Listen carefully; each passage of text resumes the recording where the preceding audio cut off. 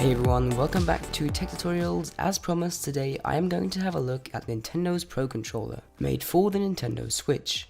Let's get started. In the box you get your controller, a USB Type-C cable for charging, and some basic paperwork.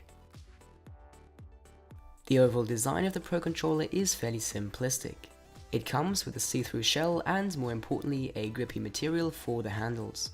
The top reveals a glossy plastic plate, presumably for antennas, also housing a pleasant surprise in terms of a USB Type-C port for charging and initial pairing.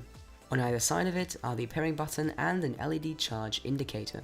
The bottom includes another smaller plate containing the 4 pairing LEDs also found on the Joy-Cons.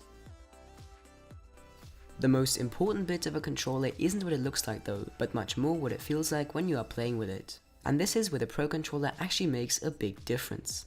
At a maximum width of 5.8 inches and length of 3.6 inches including the handles, it lays in between the Xbox One and PS4 controllers.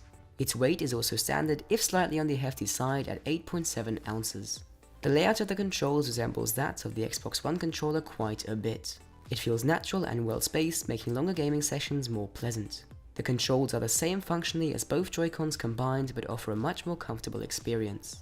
Everything is more spread apart, the buttons are larger and more tactile, the individual directional buttons have been replaced by a more standard D-pad, and the thumbsticks, whilst actually about the same distance away from each other, are simply larger and therefore more comfortable to use.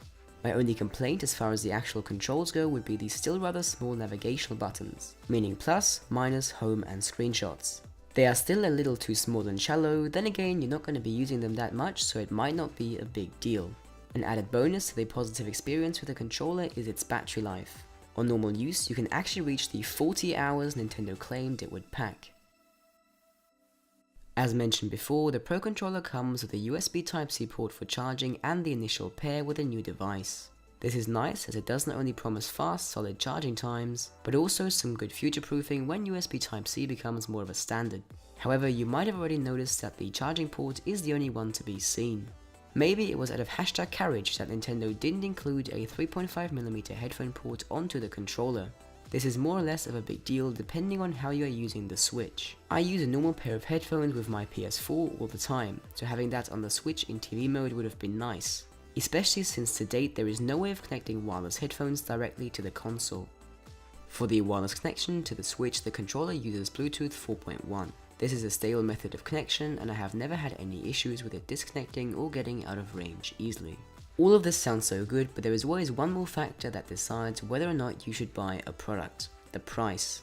As mentioned in my Switch review, the controller is downright expensive at €80 and costs more than its two main competitors, the Xbox One controller and DualShock 4, which both sit at around €50. Taking that into account, the conclusion really depends on your playing style.